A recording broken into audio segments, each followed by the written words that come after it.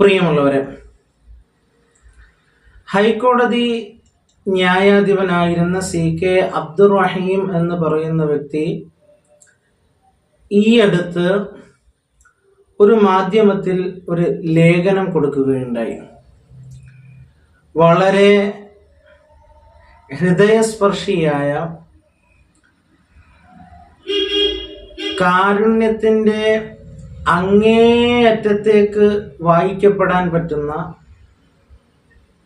ഒരു കുരുന്ന് ജീവിതത്തിലേക്ക് കൈപിടിച്ച് ആനയിച്ചതിൻ്റെ ഒരു ലേഖനം. ആ ലേഖനത്തിൻ്റെ ആകെ തുകയൊന്ന് നമുക്ക് പരിശോധിക്കാം. ഈ വീഡിയോ ആദ്യം മുതൽ അവസാനം വരെ നിങ്ങളൊന്ന് ശ്രദ്ധിക്കുക. ദൈവം കയ്യൊപ്പ് ചാർത്തിയ നീതി. ആലിയ ഫാത്തിമ. ഈ പേരിന് എൻ്റെ ന്യായാധിപ ജീവിതത്തിൽ ഒരുപാട് പ്രാധാന്യവും പ്രത്യേകതയും ഉണ്ട്. ഞാൻ ജസ്റ്റിസ് ഷാജി പി ചാലിയുമായി ചേർന്ന് ഡിവിഷൻ ബെഞ്ചിൽ ഹേബിയസ് കോർപ്പസ് ഹർജി കേൾക്കുന്ന കാലഘട്ടം. ഈ കുട്ടിയുടെ പിതാവ് തൻ്റെ 2.5 വയസ്സുള്ള മകൾ ഗുരുതര കരൾ രോഗബാധിതയാണെന്നും കരൾ മാറ്റിവയ്ക്കൽ ശസ്ത്രക്രിയയിലൂടെ മാത്രമേ കുട്ടിയുടെ ജീവൻ രക്ഷിക്കാൻ കഴിയൂ എന്നും, പക്ഷേ കുട്ടിയുടെ മാതാവും മാതാവിൻ്റെ ബന്ധുക്കളും ചികിത്സ നൽകാതെ അവളെ തടങ്കലിൽ വെച്ചിരിക്കുകയാണെന്നും ആരോപിച്ചുകൊണ്ടാണ് ഹർജിയുമായി കോടതിയെ സമീപിച്ചത്. തൻ്റെ മകൾ മാതാവിൻ്റെയും ബന്ധുക്കളുടെയും അന്യായ തടങ്കലിലാണെന്നും കോടതി ഉത്തരവ് മുഖാന്തരം കുട്ടിയെ മോചിപ്പിക്കണമെന്നതുമായിരുന്നു പിതാവ് ആവശ്യപ്പെട്ടത്. നിലവിലുള്ള നിയമവ്യവസ്ഥകളും വിധിന്യായങ്ങളും കണക്കിലെടുക്കുമ്പോൾ മൈനറായ ഒരു കുട്ടി അതിൻ്റെ മാതാവിൻ്റെയോ പിതാവിൻ്റെയോ കൈവശത്തിൽ കഴിയുമ്പോൾ ഒരു കാരണവശാലും അതിനെ അന്യായമായി തടങ്കലായി കണ്ടെത്താൻ കഴിയില്ല. മാത്രമല്ല, മൈനറായ ഒരു കുട്ടിയുടെ കൈവശാവകാശത്തെപ്പറ്റി മാതാപിതാക്കൾ തമ്മിലുള്ള തർക്കം ഗാർഡിയൻ ആൻഡ് വാൾഡ് ആക്ട് എന്ന നിയമത്തിൻ്റെ പരിധിയിൽ വരുന്നതാണ്. അത്തരം തർക്കങ്ങൾ പരിഹരിക്കപ്പെടേണ്ടത് കുടുംബ കോടതി മുഖാന്തരമാണ്. ഇതുകൊണ്ട് തന്നെ ഈ ഹേബിയസ് കോർപ്പസ് ഹർജി ഒരു നിലക്കും കോടതിക്ക് പരിഗണിക്കാൻ സാധാരണഗതിയിൽ കഴിയുന്നതായിരുന്നില്ല. കേസ് അഡ്മിഷൻ ഫയലിൽ സ്വീകരിക്കണമോ വേണ്ടയോ എന്ന് നിശ്ചയിക്കുന്ന ഘട്ടം വന്നപ്പോൾ ന്യായാധിപരായ ഞങ്ങൾ അത് നിലനിൽക്കില്ല എന്ന നിലപാട് സ്വീകരിച്ചുകൊണ്ട് ഹർജി തള്ളി ഉത്തരവിടാനും പിതാവിന് കുടുംബ കോടതിയെ സമീപിക്കുന്നതിനുള്ള സ്വാതന്ത്ര്യം നൽകുന്നതിനും തീരുമാനിച്ചു. ഹർജിക്കാരന് വേണ്ടി ഹാജരാകുന്ന അഭിഭാഷകന്റെ അപ്പോഴത്തെ പ്രതികരണം, എൻ്റെ കക്ഷിയുടെ കുട്ടിയുടെ ജീവൻ അപകടത്തിലാണ്, കുട്ടി അതുവരെ ജീവിച്ചിരിക്കില്ല എന്നായിരുന്നു. ആ വാചകങ്ങൾ ഞങ്ങളുടെ മനസ്സിലെവിടെയോ ഒന്ന് കൊളുത്തി വലിച്ചു. കോടതിയുടെ ഇടപെടൽ നിഷേധിക്കപ്പെട്ടതുകൊണ്ട് ഒരു കുട്ടി മരണപ്പെട്ടാൽ പിന്നെ നീതി നിർവഹണം അർത്ഥശൂന്യമാകില്ലേ എന്ന ചിന്ത 2 പേരിലുമുണ്ടായി. തിരുവനന്തപുരം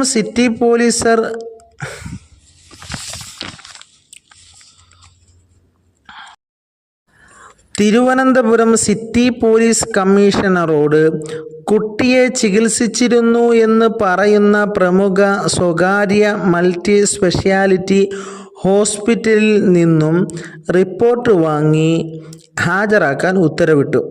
എതിർകക്ഷിയായ കുട്ടിയുടെ മാതാവിന് കോടതിയിൽ നിന്ന് നോട്ടീസ് അയക്കാൻ തീരുമാനിച്ചു. കോടതിയിലുണ്ടായിരുന്ന സർക്കാർ അഭിഭാഷകനോട് പോലീസ് ഉദ്യോഗസ്ഥനുമായി ബന്ധപ്പെട്ട് വേണ്ട നടപടികൾ സ്വീകരിക്കാനും നിർദ്ദേശം നൽകി. കേസിൻ്റെ അവധിക്ക് ആശുപത്രിയിൽ നിന്നുള്ള റിപ്പോർട്ട് ഹാജരാക്കപ്പെട്ടു. കുട്ടി ഏതാനും നാളുകളായി കരൾ രോഗത്തിന് ചികിത്സയിലാണെന്നും കരൾ മാറ്റിവയ്ക്കൽ ശസ്ത്രക്രിയ മാത്രമാണ് ജീവൻ രക്ഷിക്കാനുള്ള ഏക മാർഗമെന്നും 6 മാസക്കാലത്തിനുള്ളിൽ ശസ്ത്രക്രിയ നടത്തിയില്ലെങ്കിൽ കുട്ടിയുടെ ജീവൻ അപകടത്തിലാണെന്നും അത് മാതാവിനെയും മറ്റും ബോധ്യപ്പെടുത്തിയിട്ടുണ്ടെന്നും ശസ്ത്രക്രിയയ്ക്കും ചികിത്സയ്ക്കുമായി 11 ലക്ഷത്തിൽ പരം രൂപ ചിലവ് വരുമെന്നുമാണ് റിപ്പോർട്ടിൽ പറഞ്ഞിരിക്കുന്നത്. ന്യായാധിപർ എന്ന നിലയിൽ ഞങ്ങളിൽ നിക്ഷിപ്തമായിട്ടുള്ള അധികാരത്തിൻ്റെ അർത്ഥപൂർണമായ വിനിയോഗത്തിലൂടെ ഒരു കുരുന്നിൻ്റെ ജീവൻ രക്ഷിക്കാൻ കഴിയുമോ എന്ന പരിശോധനയിലേക്ക് കടക്കാൻ ഞങ്ങൾ തീരുമാനിച്ചു. സർക്കാരിനെയും പോലീസ് കമ്മീഷണറെയും സ്വകാര്യ ആശുപത്രിയെയും കോടതി സ്വമേധയാ കേസിൽ കക്ഷി ചേർത്തു. കുട്ടിയുടെ മാതാവിനോട് കുട്ടിയെ ഉടനടി പ്രസ്തുത ആശുപത്രിയിൽ അഡ്മിറ്റാക്കാനും അതിന് വിസമ്മതിക്കുന്ന സാഹചര്യത്തിൽ തിരുവനന്തപുരം സിറ്റി പോലീസ് കമ്മീഷണറോട് കുട്ടിയെ കസ്റ്റഡിയിലെടുത്ത് ആശുപത്രിയിൽ അഡ്മിറ്റ് ചെയ്യാനും നിർദ്ദേശം കൊടുത്തു. കേസിൻ്റെ തുടർന്നുള്ള അവധികളിൽ വളരെ ദ്രുതഗതിയിൽ കാര്യങ്ങൾ നീങ്ങി. കോടതിയുടെ ഇടപെടൽ മൂലം ആശുപത്രിക്കാർ സൗജന്യ നിരക്കായ 10 ലക്ഷം രൂപയ്ക്ക് ശസ്ത്രക്രിയ നടത്താൻ സമ്മതിച്ചു. സംസ്ഥാന സർക്കാർ അവരുടെ കാരുണ്യ ബെനവലൻ്റ് ഫണ്ടിൽ നിന്ന് ചികിത്സാ ചെലവ് വഹിക്കുന്നതിന് ഉത്തരവിറക്കി. ദൈവത്തിൻ്റെ അദൃശ്യകരങ്ങൾ കുട്ടിയുടെ രക്ഷയ്ക്കുണ്ടായിരുന്നു എന്ന് വേണം കരുതാൻ. കുട്ടിയുമായി ഒരു ബന്ധവുമില്ലാതിരുന്ന ഇതര മതവിഭാഗത്തിൽപ്പെട്ട ഒരു ആശാ വർക്കർ സ്ത്രീ തൻ്റെ കരളിൻ്റെ കഷ്ണം പകുത്തു നൽകാൻ തയ്യാറായി. ശസ്ത്രക്രിയ വിജയകരമായി പൂർത്തീകരിച്ചു. മനുഷ്യകുലത്തിനിടയിൽ നീതി നടപ്പാക്കുക എന്നത് ദൈവത്തിങ്കൽ നിക്ഷിപ്തമായ ദൗത്യമാണ്. ദൈവം ചിലപ്പോൾ ആ ദൗത്യം പൂർത്തീകരിക്കുന്നതിന് ന്യായാധിപന്മാരിലൂടെ ആയിരിക്കാം. അത്തരത്തിലുള്ള ഒരു അദൃശ്യമായ ഇടപെടൽ ന്യായാധിപന്മാരായ ഞങ്ങളുടെ മേൽ ഈ കേസിലുണ്ടായി എന്ന് വിശ്വസിക്കാനാണ് ഞാൻ ഇഷ്ടപ്പെടുന്നത്. ഏറെ സന്തോഷം തരുന്ന വസ്തുത കേസും ശസ്ത്രക്രിയയും അതിൻ്റെ വിജയവും ആലിയ ഫാത്തിമയുടെ മാതാപിതാക്കളുടെ ഇടയിലുണ്ടായിരുന്ന ദാമ്പത്യ അസ്വാരസ്യങ്ങളെ അനുരഞ്ജിപ്പിച്ചു.